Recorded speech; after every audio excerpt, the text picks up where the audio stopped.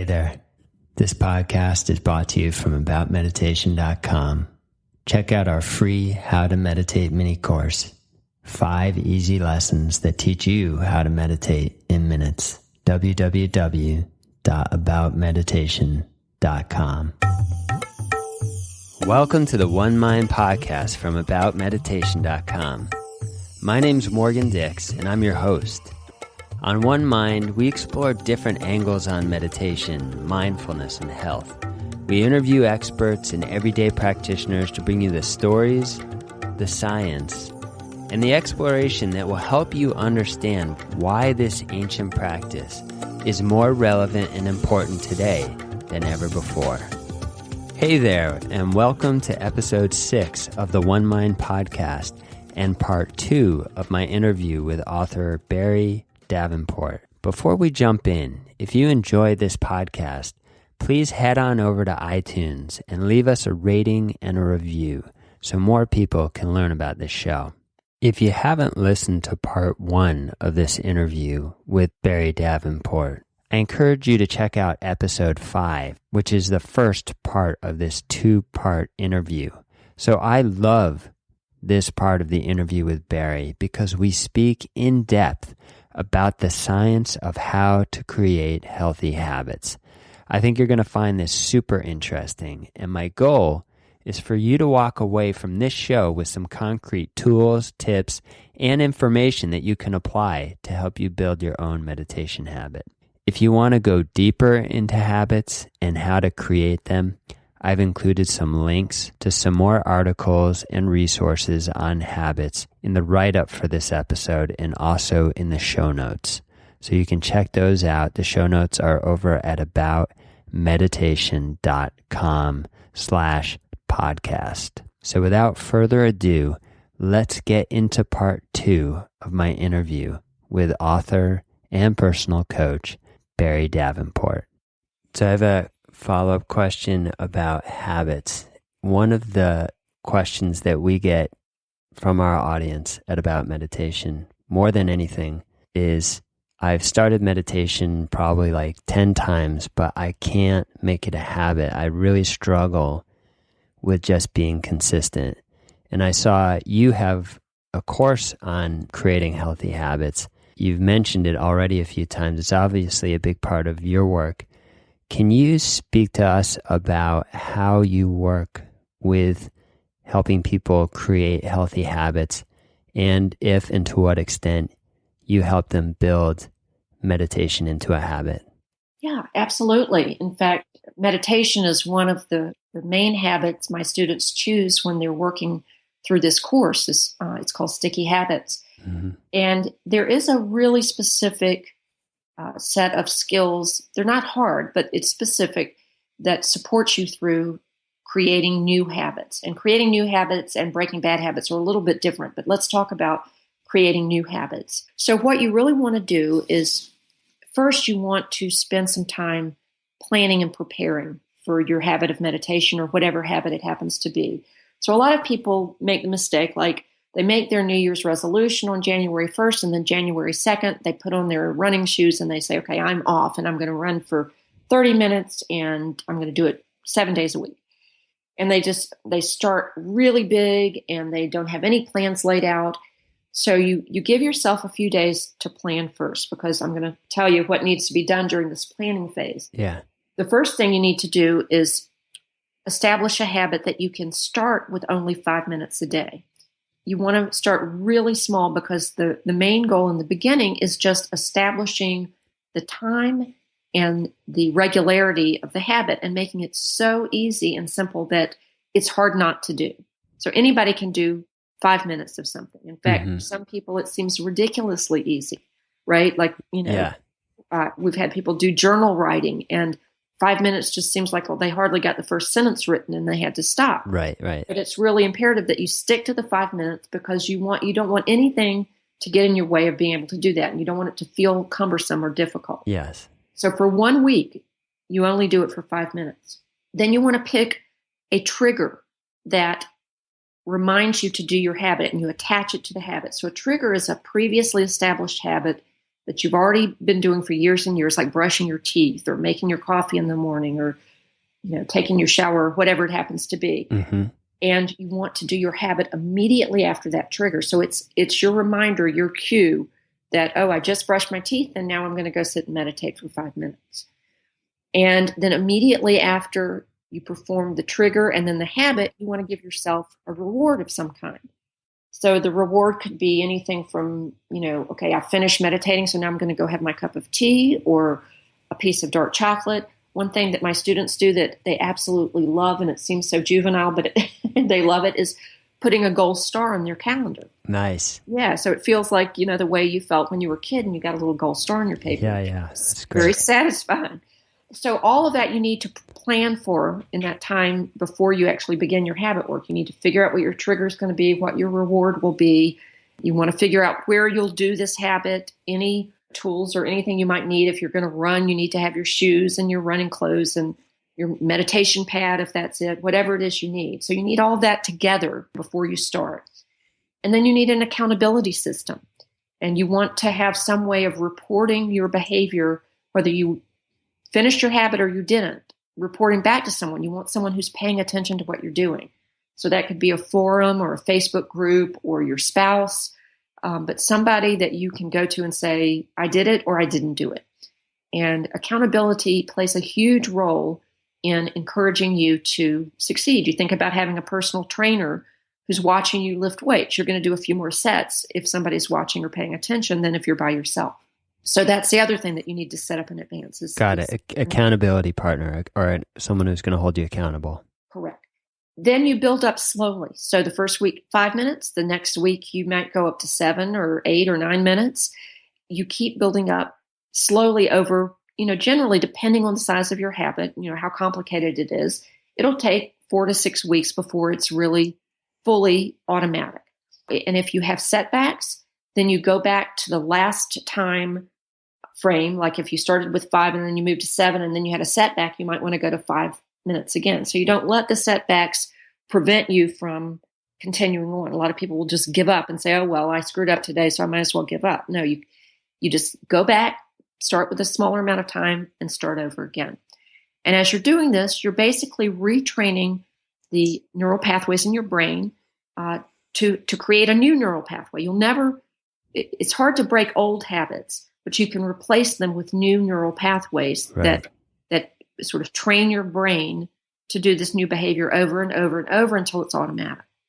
So that's the ABCs of it. That's awesome. All right. Yeah. So let me just quickly recap for the audience here. So we start with a commitment, 5 minutes a day. So I'm meditating for 5 minutes a day. And then I want to establish step number 2. This is the plan that we put into place and then we execute. So we start with the 5 minutes, then establish a trigger or a cue, then determine what the reward is going to be, the thing I do, like the gold star, afterwards.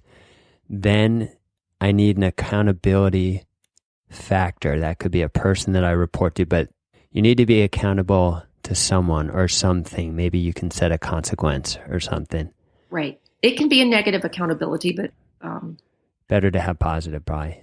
Well, sometimes negative works. Like I know another coach friend of mine who wanted to lose weight, and he told his entire staff of 10 people that he'd give them $1,000 each if he didn't lose the weight by X date. Oh yeah, so, that's awesome. He meant business. $10,000 on the line. That's negative accountability, but he sure lost that weight. Totally. All right, that's awesome. All right, so accountability, positive or negative, whatever works for you. Right. And then increase your time as you start to gain some momentum, as you start to get to the 4 to 6 week period when it starts to really become a habit and towards becoming automatic. Right. And then if you experience setbacks, reset at 5 minutes. Don't give up, but just go back to basics. Is that right? That is correct. And the other thing I should mention too is don't try if you're new at building habits, if you haven't been successful at it in the past, don't take on more than one habit at a time because you just can't. Your brain is working too hard. You need to start with one, build up, go to the next one, build up. We think we can tackle all of these things, and it's harder than you think. Yeah. Yeah. And we assume it's our willpower or lack of discipline. It has nothing to do with that. Everybody has difficulties because you're working hard to train your brain to do something different. Yeah. I'm sure on the battlefield of our lives, there's a lot of attempted habit corpses behind us. Yes, tons. I mean, there's some statistics out there that people have worked on the same habit and failed like 10 times, over 10 years, just because they can never get past that first week or few days or whatever before giving up. That is 100% my experience. I have a couple examples. Like one is playing guitar, and I've been playing guitar since I was a sophomore in high school. I always wanted to really give myself over to this, and I would say, so that was 25 years ago. And over the past 25 years, the graph is just like wild and very short punctuated peaks and then profound drop-offs, right? Then just nothing. Yeah. And that's the pattern for 25 years, the longest one going for maybe a month. And then I found a book recently called My Miracle Morning by Hal Elrod. I haven't heard of that. It's a great book. His whole thing is he just puts together this very simple protocol for getting up early, and he helps you stack this very simple set of habits in the mornings, which are some variation of silence or meditation, reading your goals for the day and the year, reading some affirmations, then doing some reading, some self-development reading, and then exercise and journaling. He'll say, give a minute to each, when you're starting. So really that's only like 6 minutes. But the most interesting thing happened for me is like, I said, all right, meditation's not a problem because I do that every day anyways. But what if I take his structure and work meditation into it? I found that, well, one, it really worked for me. And I was able to kind of stack these habits into like a, 30 to 45 minute morning routine. But then, this idea of a keystone habit? Yeah, absolutely. Well, somehow for me, this became a keystone habit. So what I added to it was like, when I get back from the gym, I sit down with my guitar so that morning miracle became my trigger or cue for the habit I've struggled with the most, which is practicing my guitar. And now I am 3.5 months in pretty much every day, half an hour on the guitar. And I realized the power of a keystone habit is very profound because it, exactly like you said, if you can stack habits on top of each other, you're much more likely to be successful. Yeah, totally. And for those of your listeners who don't know what a keystone habit is, it's a habit that has the ability to inspire you or motivate you to do other good habits. Like if you are a runner, you may not want to come back and eat a hamburger. You might be inspired to like start eating healthier. Yeah, exactly. So it's a really profound habit that motivates you towards other great habits. So obviously this habit stacking routine had a great impact on your guitar playing. Totally. And thank you for defining that for everyone. You described it perfectly. Yeah, and habit stacking is really an interesting concept because, as you establish one habit, you can use it as the trigger for another habit. Yes.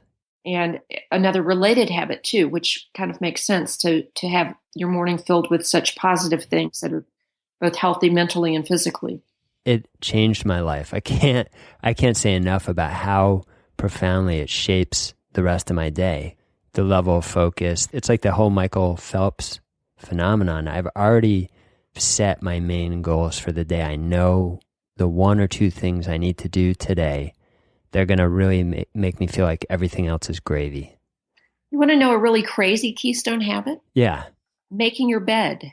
Someone told me that. That's amazing. Yeah, it is. Making your bed because and do it immediately after you get out of it.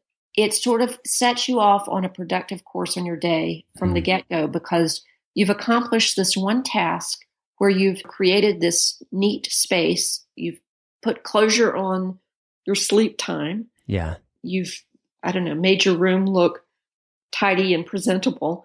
And it inspires you to be more productive and goal-oriented during your day. Yeah.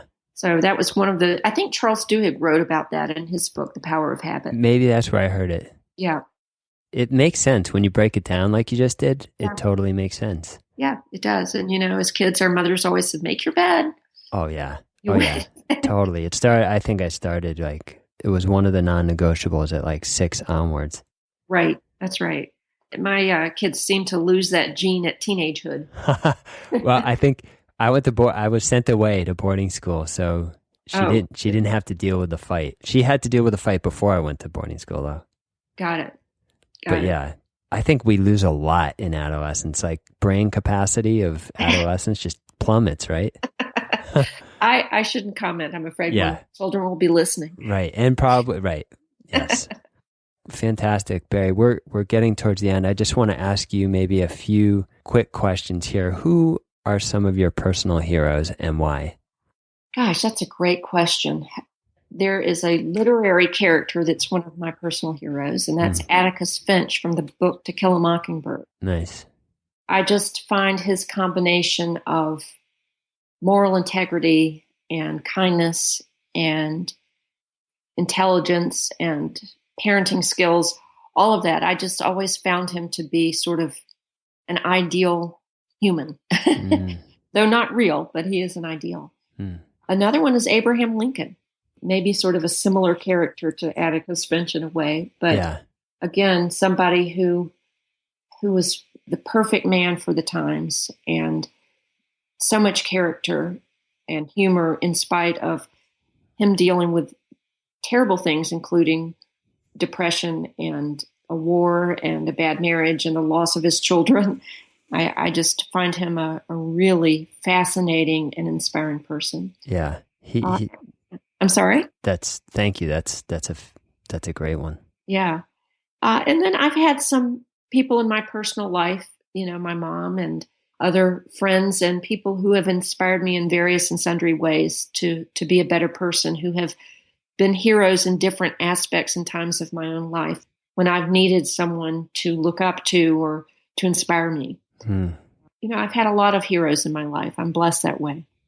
What movies or books have inspired you lately?